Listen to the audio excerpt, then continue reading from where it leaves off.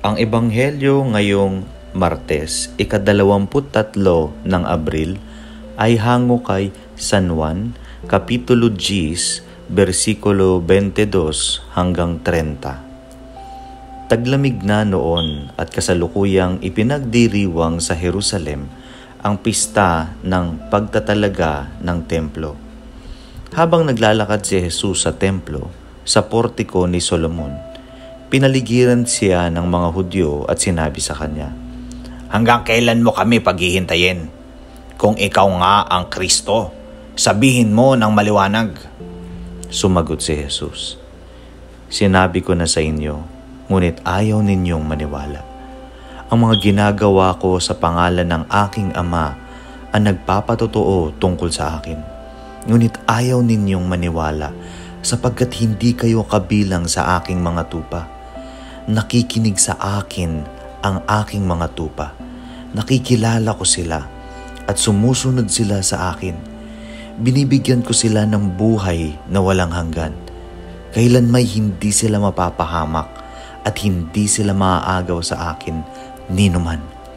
Ang aking Ama na siyang nagbigay sa kanila sa akin ay lalong dakila sa lahat at hindi sila maaagaw ninuman sa aking Ama. Ako at ang Ama ay iisa."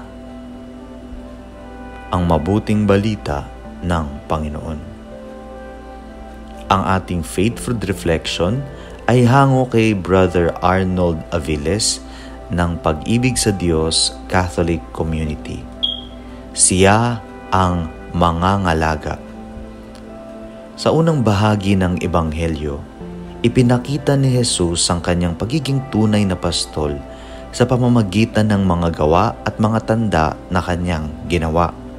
Sinabi niya ang kanyang tupa ay hindi maaaring mapahamak at maagaw sa kanya ng sinuman. Ipinahiwatig niya rin na ang kanyang Ama ay lalong dakila sa lahat at walang sinuman ang makakaagaw sa kanila mula sa kanyang Ama. Sa pamamagitan nito, ipinakita ni Jesus ang kanyang kapangyarihan at kahalagahan bilang tunay na pastol. Sa ikalawang bahagi ng Ebanghelyo, ipinahayag ni Jesus ang kanyang pagkakaisa sa kanyang Ama.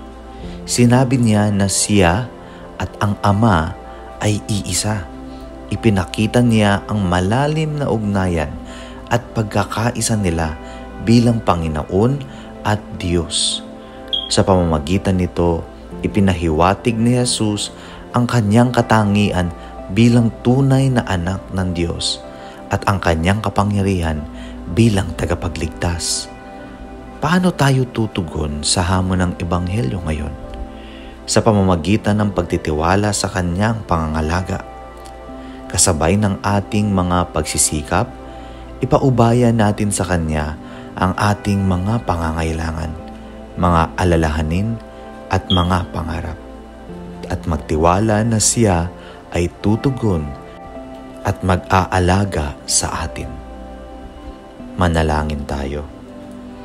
Lord, grant me the grace to follow you always and everywhere. In the name of the Father, and of the Son, and of the Holy Spirit. Amen.